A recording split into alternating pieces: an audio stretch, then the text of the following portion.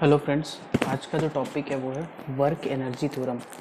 That is the most important theorem of this chapter और इससे बहुत सारे न्यूमेरिकल्स हम लोग ईजिली सॉल्व कर सकते हैं। तो इससे पहले जो वर्क का जो टॉपिक है वो आप लोग ध्यान से समझ लो। जैसे वर्क डन बाई स्प्रिंग कब का पॉजिटिव होगा, कब negative.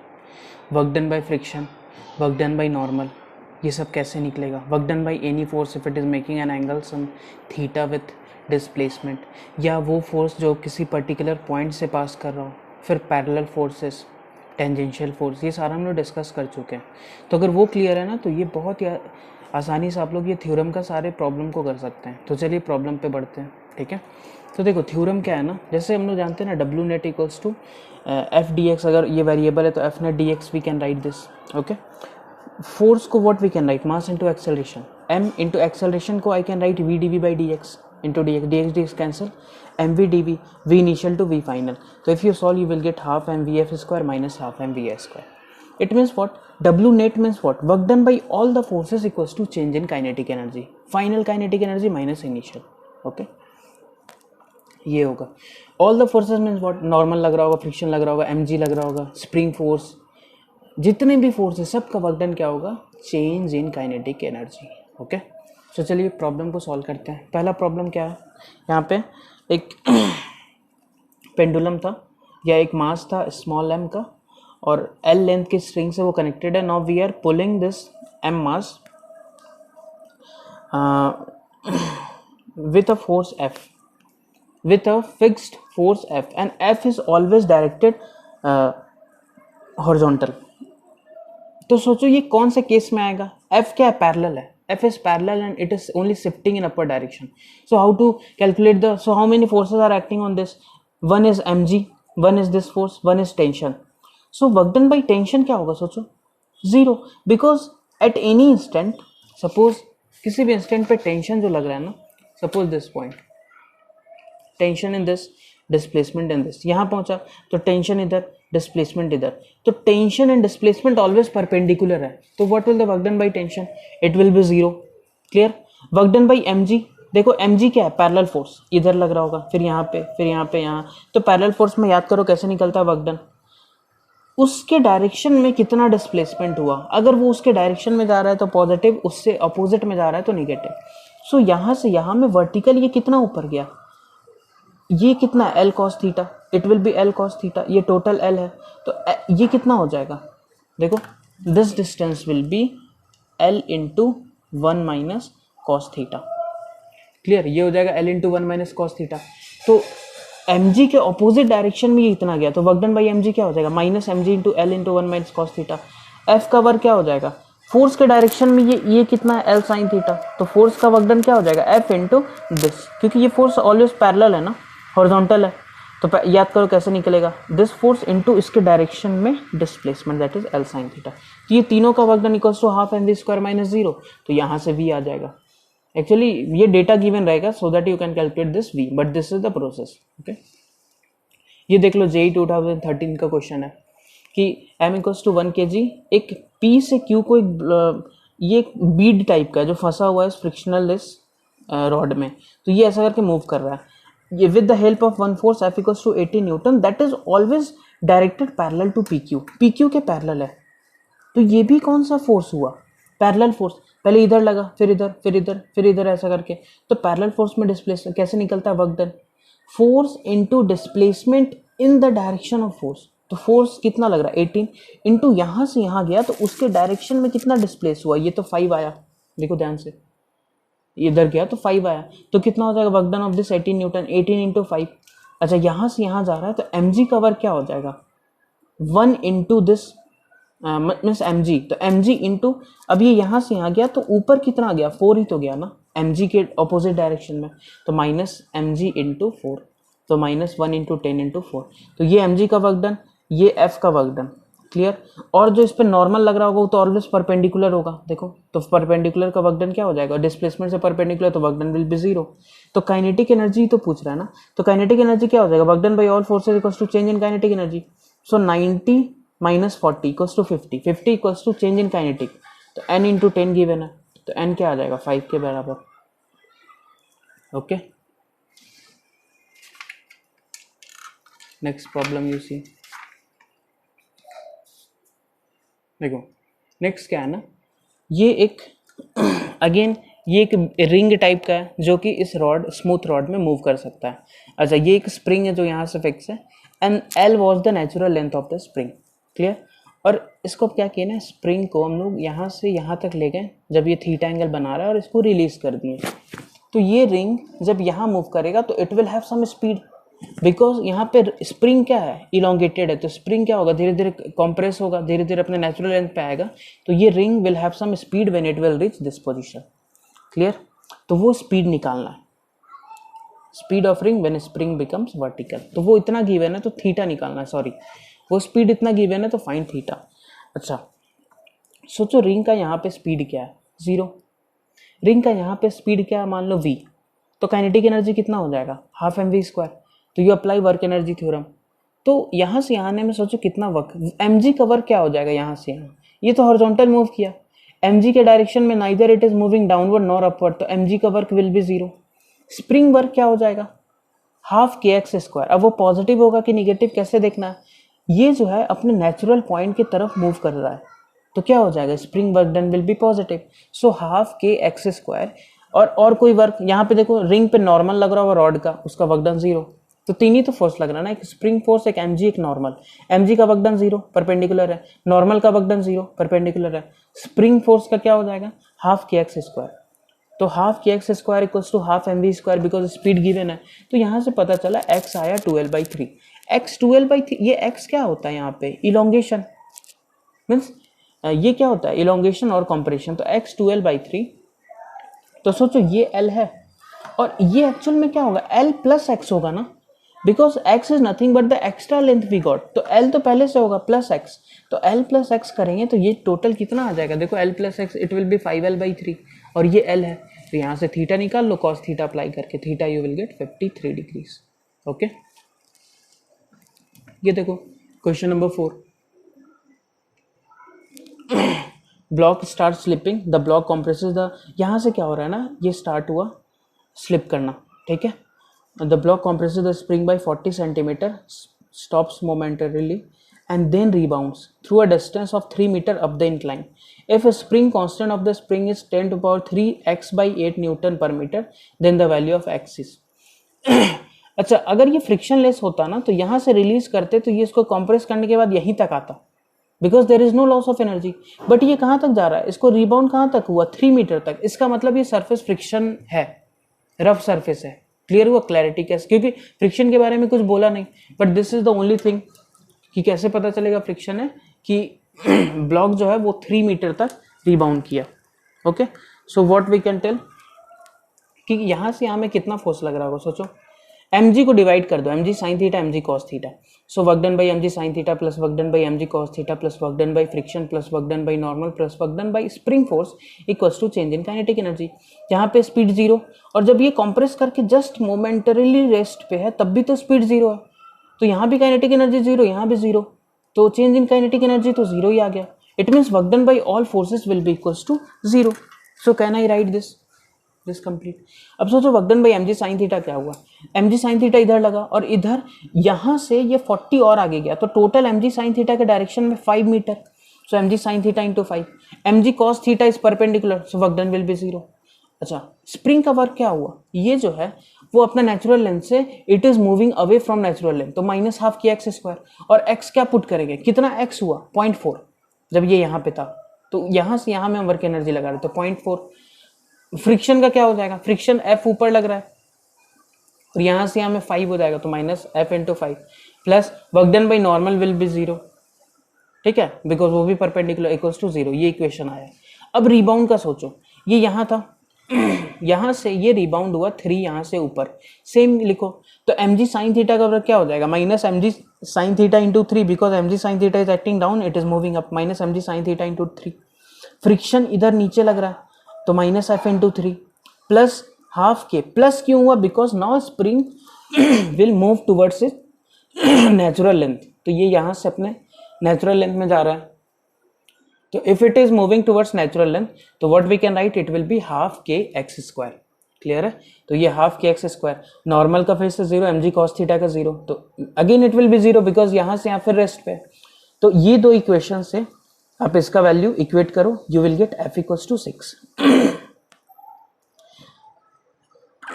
After getting F equals to 6, you can use it in any value to get the value of K. तो K इतना आ गया. कोई म्यू पूछे तो म्यू भी निकाल सकते हैं, बिकॉज फ्रिक्शन क्या लग रहा होगा, म्यू mg cos थीटा है ना, बिकॉज ये ब्लॉक उस पर स्लाइड कर रहा है, तो म्यू का वैल्यू भी आ जाएगा और x का value that is spring constant भी आ जाएगा. ओके, चलिए नेक्स्ट क्वेश्चन देखो. There is a person who is pulling a mass that is attached to a string. Rough hemispherical surface. Rough surface means friction will be their mass m.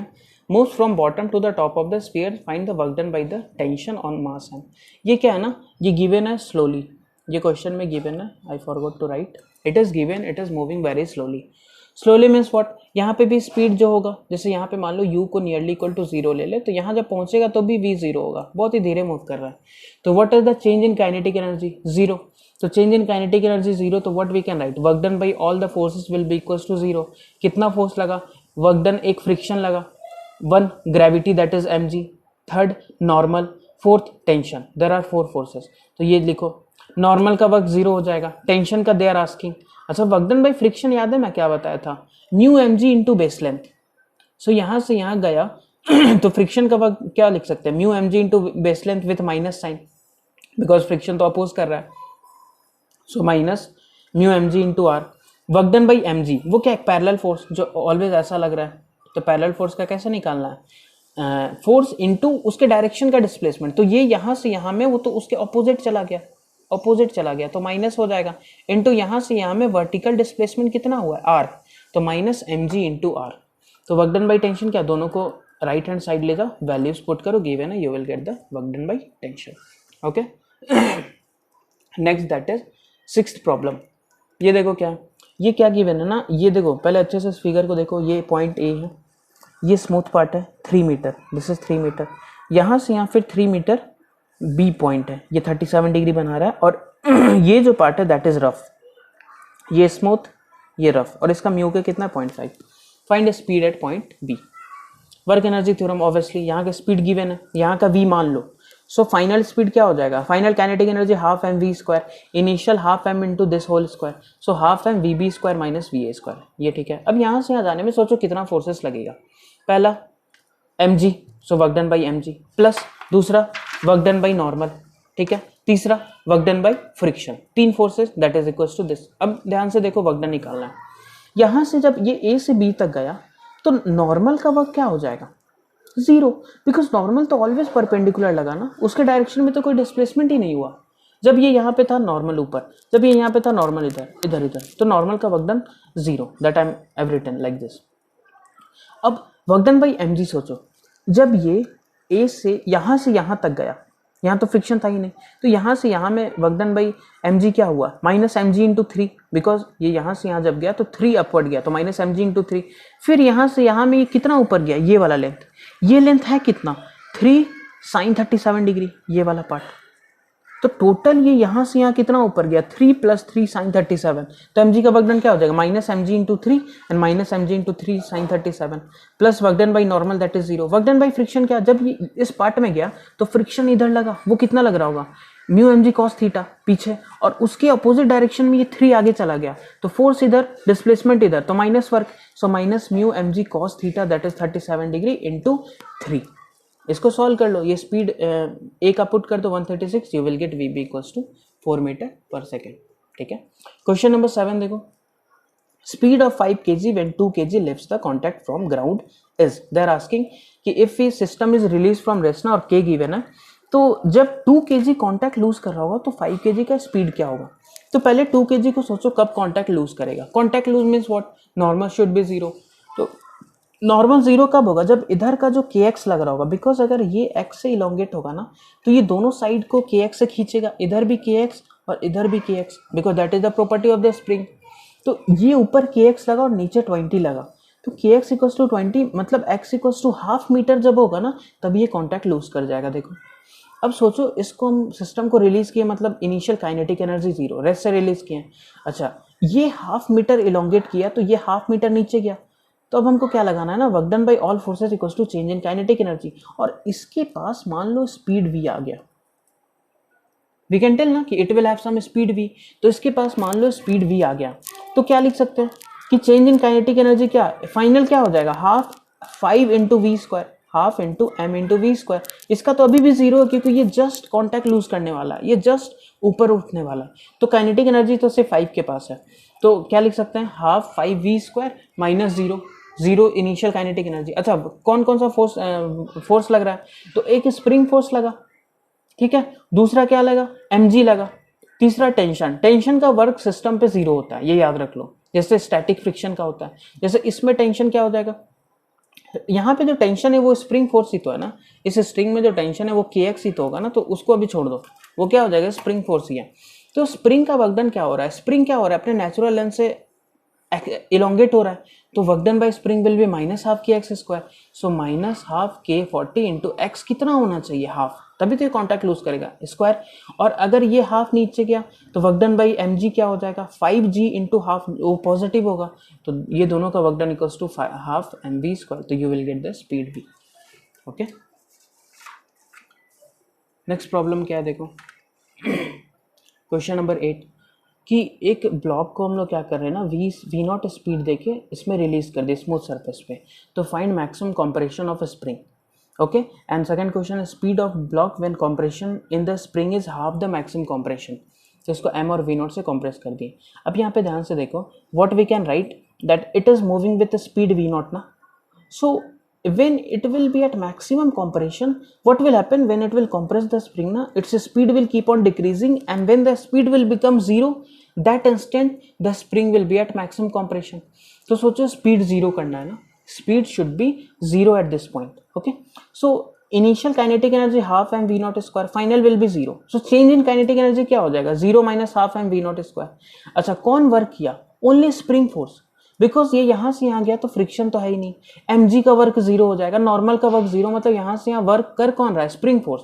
अच्छा ये जब यहाँ maximum compress करेगा तो ये जो point है end point it is moving away from the natural length, तो वर्क डन बाय स्प्रिंग क्या होगा माइनस हाफ के x square, so minus half k and maximum compression को मान लो एक्स नॉट, तो माइनस हाफ के x naught square equals to zero minus half M we not square, तो x naught निकल गया, x naught v got.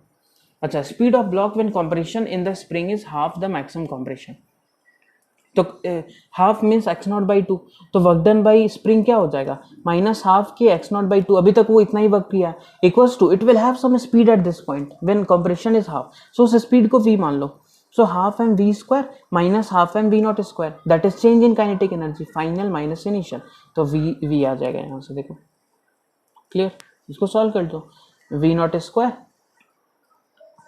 X naught और x naught square को ये पुट कर दो तो you will get the answer. Okay देखो क्वेश्चन नंबर 9,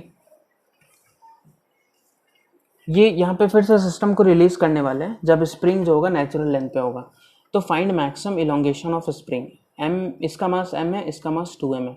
मैक्सिमम इलोंगेशन के लिए क्या होगा, सोचो कि ये सिस्टम मूव करेगा और फिर से किसी टाइम पे ये रेस्ट पे आ जाएगा, तो वहाँ यहाँ से वहाँ तक सोचो, तो अभी भी इनिशियल काइनेटिक एनर्जी जीरो है, फाइनल भी जीरो होने वाला है, तो change in kinetic energy zero, जब भी मैक्सिमम कंप्रेशन आए ना यही कॉन्सेप्ट लगाना, मैक्सिमम इलोंगेशन आए तो change in kinetic energy zero, it means work done by all forces should be equals to zero. अब कितना फोर्स लगेगा, एक लगेगा mg बिकॉज ये नीचे तो जा रहा है, एक लगेगा स्प्रिंग बिकॉज स्प्रिंग कनेक्टेड है, तो सपोज ये एक्सएम लिख रहा है, एक्सएम दैट इज मैक्सिमम, तो एक्सएम ये नीचे गया तो वर्क डन बाई ग्रेविटी क्या हुआ, इसका मास 2m है, तो 2m into g into x m that is mass into that is mg into displacement, तो 2mg इंटू डिस्प्लेसमेंट। अच्छा ये भी तो एक्सएम इलोंगेट हुआ, तो वर्क डन बाई स्प्रिंग क्या हो जाएगा minus half K x m square should be equals to zero because change in kinetic energy zero, तो x m we got this thing.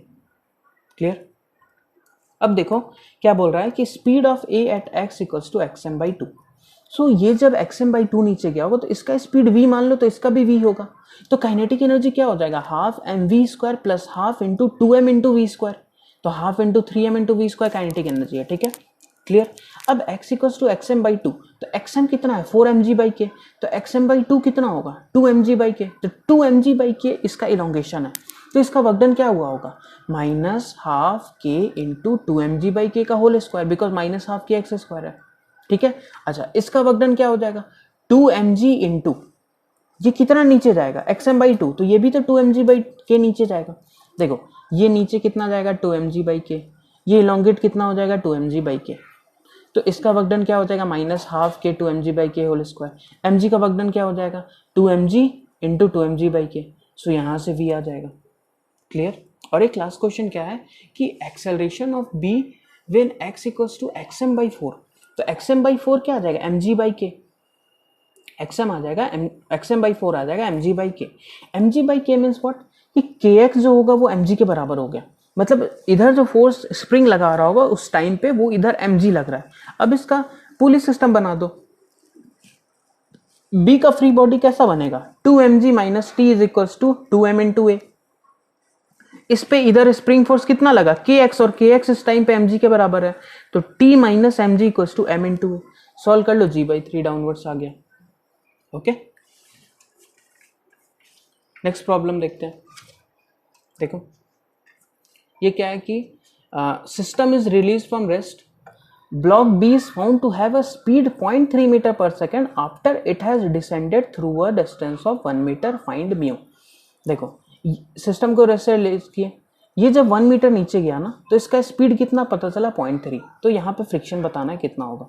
तो सोचो इसका अगर 0.3 स्पीड है तो इसका कितना होगा, स्ट्रिंग कंस्टेंट लगाओ, यहाँ पे 2t आया ना टेंशन, यहाँ पे 0.3 है तो यहाँ पे 0.6 होगा। क्लियर, बिकॉज यहाँ पे टेंशन t है तो स्पीड डबल होगा। ठीक है, ये तो क्लियर हुआ। ये 0.3 अगर इसका स्पीड गिवन है ना तो इट विल हैव व्हाट 0.6। ठीक है, दूसरा कॉन्सेप्ट, अगर ये 1 मीटर नीचे गया तो ये कितना आगे आया होगा 2 मीटर।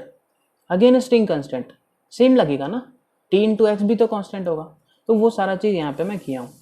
अब कॉन्सेप्ट लगाते हैं, चेंज इन काइनेटिक एनर्जी कितना होगा, half into 1 into 0.3 square plus half into 4 into 0.6 square, that is the change in kinetic, because initial तो जीरो है तो वो राइट हैंड साइड का पार्ट हम लिख लिए इतना। अच्छा स्पीड निकालना है ना, sorry we need to calculate the speed only ना,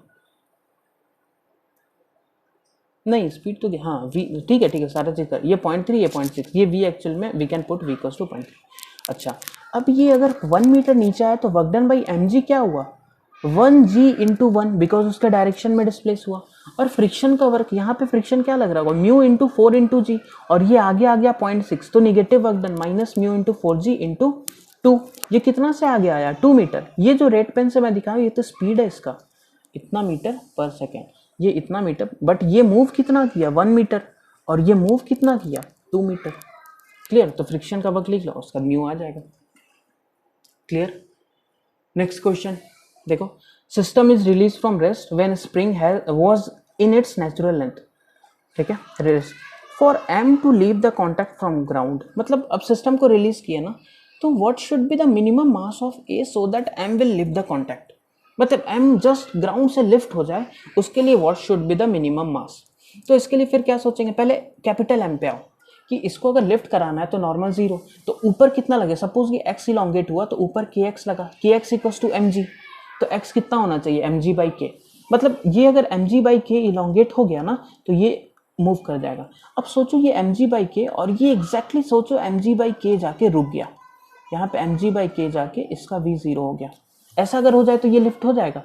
तो you apply work energy theorem, मतलब ए क्या हुआ यहाँ से रिलीज किए तो इसका मैक्सिमम एम जी बाई के जाके अगर ये रुक भी गया ना तो ये यहाँ से लिफ्ट हो जाएगा।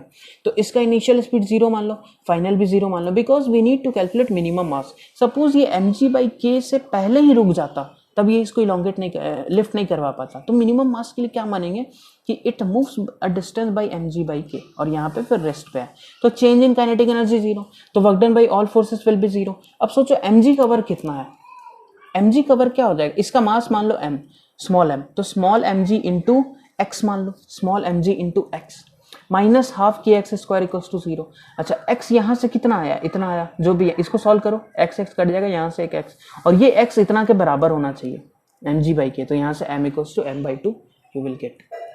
ठीक है, नेक्स्ट उसी टाइप का प्रॉब्लम है, देख लो।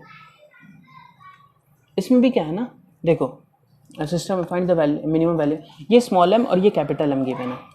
अब ये जो इसका कोफिशिएंट ऑफ फ्रिक्शन 3/4, ये 37 डिग्री के लाइक दिस रफ, अब system is release from risk ना, तो बोल रहा है कि minimum value of capital M का मिनिमम वैल्यू कितना हो सो दैट ये ब्लॉक ऊपर स्लाइड कर जाए, थोड़ा सा ये ब्लॉक ऊपर स्लाइड हो जाए, तो what should be the minimum value of capital M. तो देखो जैसे ये ब्लॉक का टेंडेंसी ऊपर है स्लाइड करने का, तो फ्रिक्शन किधर लगने लगेगा, नीचे। तो friction mu m g cos 37 नीचे, एम जी साइन 37 नीचे, और इधर कौन खींचेगा के एक्स। तो यहाँ से एक्स का वैल्यू निकालो, k x equals to this plus this, तो एक्स आ गया 6 एम जी बाई के। मतलब इसका मिनिमम इलोंगेशन कितना होना चाहिए, 6 एम जी बाई के। अब इसको मान लो कि एग्जैक्टली 6 एम जी बाई के जाके यहाँ पे रुक गया, तो ये स्लाइड करवा देगा। तो वर्क एनर्जी थ्योरम लगाओ, change in kinetic energy zero because u भी जीरो एंड वी भी जीरो, क्लियर। तो यहाँ पे लगो, ये यहाँ से आया तो work done by M G क्या होगा, एम जी इंटू एक्स माइनस स्प्रिंग का वर्क डन कितना हुआ, ये तो हिल ही नहीं रहा है ना, जस्ट स्लाइड का कंडीशन, तो इसको मान लो रेस्ट पे, स्प्रिंग का वर्क डन माइनस हाफ के x square equal to zero. तो यहाँ से एक्स ये आया और ये एक्स मिनिमम इतना के बराबर कर दो, तो यहाँ से वैल्यू आ जाएगा m equal to 3m/5। Okay, so next जो न्यूमेरिकल्स है 13 से वो नेक्स्ट वीडियो में करेंगे, तब तक इसको ध्यान से देख लो सारे न्यूमेरिकल को। पार्ट 2 भी आएगा वर्क एनर्जी थ्योरम का।